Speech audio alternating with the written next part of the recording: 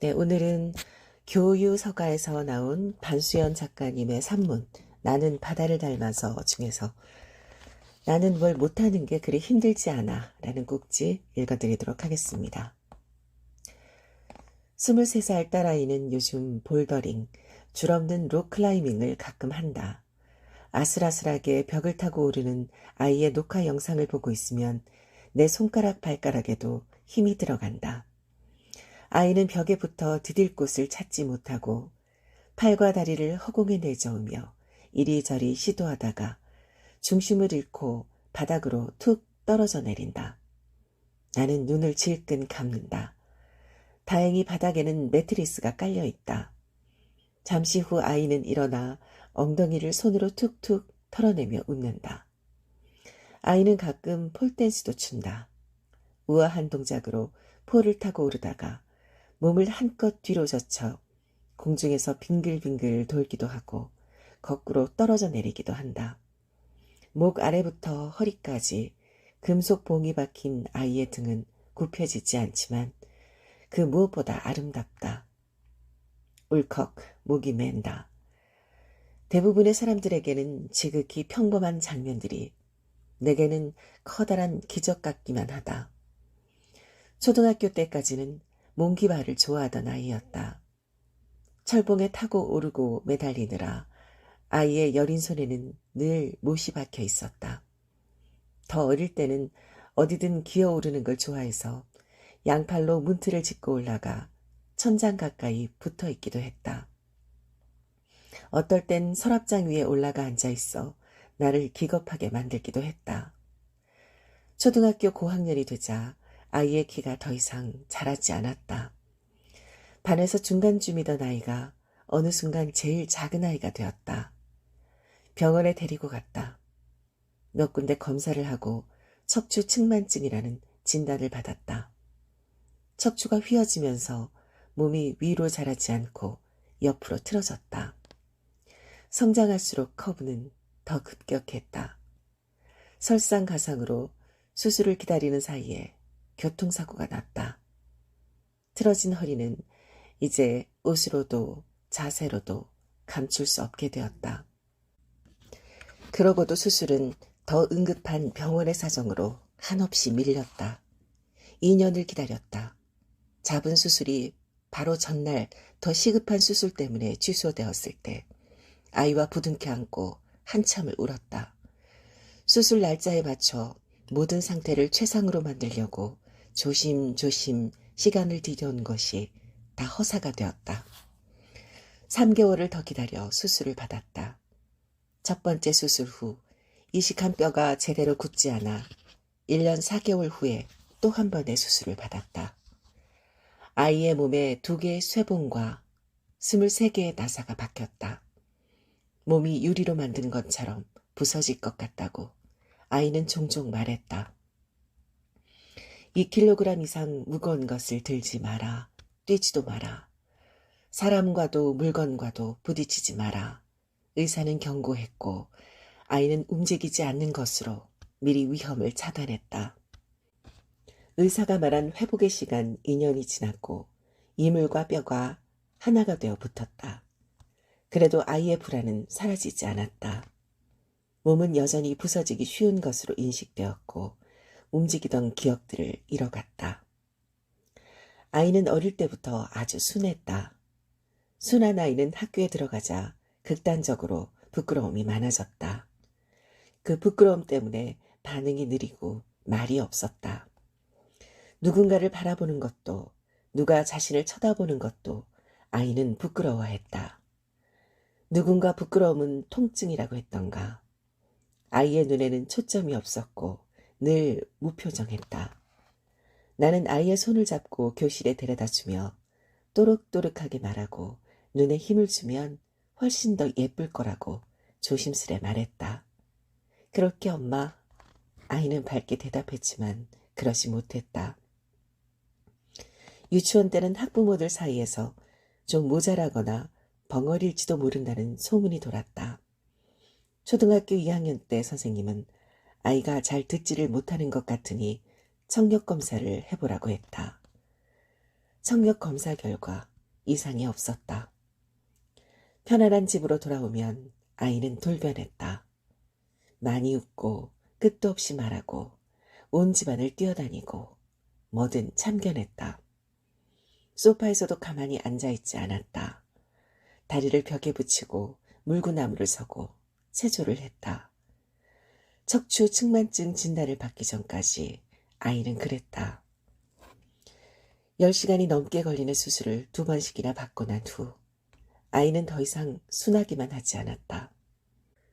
적당한 대학에서 일자리 얻기 좋은 공부를 하겠다던 꿈을 대폭 수정해서 가고 싶은 대학교에 가서 하고 싶은 공부를 하겠다고 했다. 수술받고 회복하는 동안에도 시간은 부지런히 흘렀다. 대학 진학을 위해 공부할 수 있는 시간이 얼마 남지 않았다. 반대할 생각은 없었지만 걱정이 되었다. 꿈을 갖는 것은 실패를 품는 일이니까. 그때부터 아이는 열심히 공부했다. 뒤늦게 시작한 공부는 마음을 먹는다고 갑자기 좋아질 형편이 아니었다. 성적은 금방 오르지 않았다. 나는 아이가 좋은 대학에 가지 못하는 것보다 원하는 것을 얻지 못해 실망하고 좌절하는 것을 보는 게 두려웠다. 이미 너무 많은 고난을 겪은 아이였다. 아이는 때로 실패하고 때로 성취했지만 예상처럼 쉽게 절망하지는 않았다. 아이는 원하는 학교에 입학했다. 대학을 다니면서 자신이 잘할 수 있고 잘하고 싶은 것을 알아갔다. 자주 시도하고 자주 실패했다. 그렇게 아이는 공부하고 일하고 또 공부했다. 남보다 뛰어난 두뇌를 가진 것도 아니고 기초가 탄탄하지도 않고 몸조차 허약해진 아이가 느리지만 꾸준히 성장했다. 나는 그걸 신기하게 지켜보았다. 얼마 전에 볼더링을 다녀온 아이에게 재밌더냐고 물어보니 아이는 내게 이런 말을 했다. 엄마, 나는 내가 뭘 못하는 게 그리 힘들지 않아. 그래서 못해도 재밌어. 그런데 못하는 걸 잘 못 견디는 친구들은 나보다 훨씬 잘해도 시도하고 싶어 하지 않더라. 아, 그제 어떤 의문이 풀리는 기분이었다. 이 아이가 이런 재능을 가졌구나. 내게는 없는 재능이었다. 나로 말하자면 못하는 걸 너무 싫어해서 못할 만한 건 아예 근처에도 안 갔다. 하지 않음으로써 못하는 걸 끝까지 감췄다. 그래서 실패가 적었지만 사실은 시도가 적었던 것이다. 때론 실패의 기미가 보이면 재빨리 발을 빼서 실패에 닿지 않게 했다. 거절당하는 걸 싫어해서 좀처럼 먼저 연락하거나 부탁하는 법이 없었다. 당연히 인간관계도 협소했다. 이런 내가 낳고 키운 이 아이는 어떻게 이런 재능을 갖게 된 걸까? 아이가 어릴 때의 일이 떠올랐다. 어느 다큐에서 미국에 살고 있는 나이든 여자 태권도 관장이 He can do, she can do. Why not me? 그도 할 수 있고 그녀도 할 수 있는데 나라고 못할까? 라고 구호를 외치며 널빤지를 부쉈다. 그걸 들으면서 레고를 가지고 놀던 아들은 힘차게 구호를 따라하는 반면 딸은 He can do, she can do. I don't care. 그도 할 수 있고 그녀도 할 수 있지만 나는 신경 안 써. 라고 하는 게 아닌가. 그땐 그게 귀여워서 온 가족이 배를 잡고 웃었지 아마. 그러니 뭘 못해도 힘들지 않은 것은 아이의 천성 탓이 크겠다. 하지만 가끔은 그런 생각을 한다.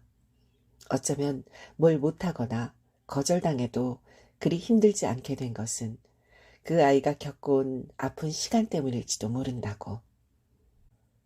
아무리 벗어나려고 해도 수술을 받다가 죽을지도 모른다는 생각, 어쩌면 평생 불구가 될지도 모른다는 생각을 하지 않을 수가 없었어. 밤마다 그 생각을 하다가 아침이 되기도 했어. 언젠가 아이가 고백했다. 나도 그런 밤을 무수히 보냈다. 하지만 그게 아이의 것과 같을까? 도대체 아이에게는 무슨 일이 있었던 걸까? 아이의 가장 가까운 곳에서 그 모든 과정을 보고 듣고 함께 겪었다고 생각했지만 내 등에는 쇠봉도 나사도 없다. 수술은 혼자 오롯이 견뎌야 하는 시간이었다. 그 시간 동안 아이는 무엇을 통과해야 했을까? 나는 영원히 알지 못할 것이다. 그래서 지금 아이가 다다른 그 마음이 어떤 것을 딛고 섰는지도 나는 모를 것이다.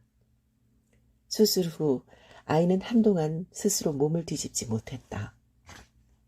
아이는 자신이 햇살 속에 등이 뒤집힌 채 말라가는 거북이 같다고 말한 적이 있다. 그런 몸을 이해하고 용서하고 받아들이다 보면 사소한 것이 더 이상 자신을 괴롭히지 않게 되는 것일까? 나는 아프게 추측해보지만 여전히 내가 알 수 있는 것은 별로 없다. 네. 반수연 작가님의 글은 뭐랄까요? 한 번쯤 고통을 깊이 경험하고 그것을 통과한 사람이 쓸 수 있는 그런 깊은 이해와 어떤 위로 같은 것들이 참 이렇게 따뜻하게 담겨 있는 것 같은 그런 느낌이 들어서 참 좋아요. 아이가 했던 말이 참 인상적이죠. 엄마, 나는 내가 뭘 못하는 게 그렇게 힘들지 않아. 그래서 못해도 재밌어. 근데 못하는 걸 잘 못하는 친구는 나보다 훨씬 잘해도 시도하고 싶어 하지 않더라. 네. 이렇게 말을 하는데 저는 그렇게 크게 아파본 적도 없고 젊었을 때도 그랬죠.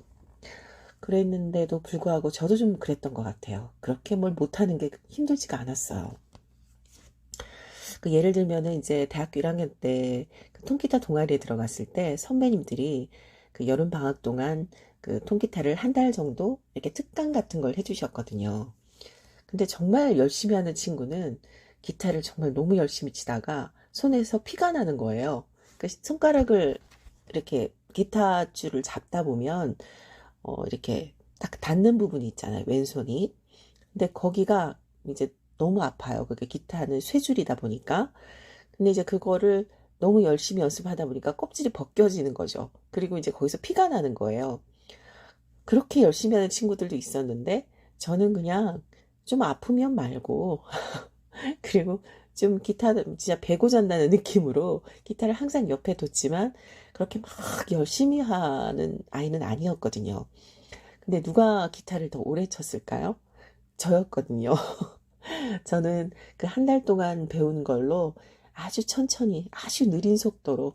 그렇지만 지금은, 악보를 보고, 악보 없이는 못 쳐요. 악보를 보면서 그냥 내 노래 반주는 그냥 좀 편안하게 할 수 있는 정도, 그런 사람이 되었거든요. 그래서 제 주변을 보면 그런 경우가 많아요. 너무 잘하고 싶고, 너무 열심히 뭔가를 할 때 그렇게 열심히 하는 사람들이 오히려 뭔가를 지속하는 힘이 없는 경우를 저는 굉장히 많이 봤어요. 그래서 이제 제 주변에도 누군가 기타를 너무 배우고 싶어 하는데 진도가 잘 안 나가죠. 나이가 들어서 배우면 더 하고요. 그러니까, 이거 너무 힘들어서 나는 정말 재능이 없는 것 같다고 그냥 이렇게 놔버리는 분들을 제가 많이 봤어요. 어, 그래서 이렇게 못하는 게 그렇게 힘들지 않은 이 마음이 오히려, 음, 사는 데 있어서 굉장히 뭔가를 지속하는 힘이 되지 않나. 그리고 인생을 사는 데 있어서, 어, 너무 그 힘들다, 아프다, 막 이런 게 아니라 조금 느긋하게 그 시간을 넘길 수 있는 그런 힘이 되지 않나. 그런 생각을 전 좀 하고요. 저는 그래서 뭘 하는데도 사실 이 유튜브 힐링 도서 낭독도 정말 열심히 하면 일주일에 한 번 정도는 이렇게 올리고 하면 좋을 텐데 제가 워낙 좀 느리고 좀 게으르게 사는 사람이고 그리고 막 너무 열심히 하는 그렇게 하면 좀 사람이 지치잖아요. 그러면 또 이걸 그만두게 될 수도 있거든요. 근데 저는 이렇게 느리지만 천천히 그만두지 않고 계속 할 수 있을 것 같아요. 그래서 여러분들이 왜 이렇게 잘 안 올라오지? 이런 생각이 혹시나 어떤 분은 하실 수도 있는데 그냥 천천히 제 속도로 나가는 이런 모습을 지켜봐 주시면 좋겠네요.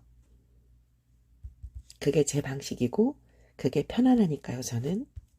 여러분들도 여러분만의 그런 편안한 방식으로 자신만의 것을 좀 즐기고 할 수 있는 좋은 것들을 찾아서 하시는 그런 일상들 되셨으면 좋겠네요.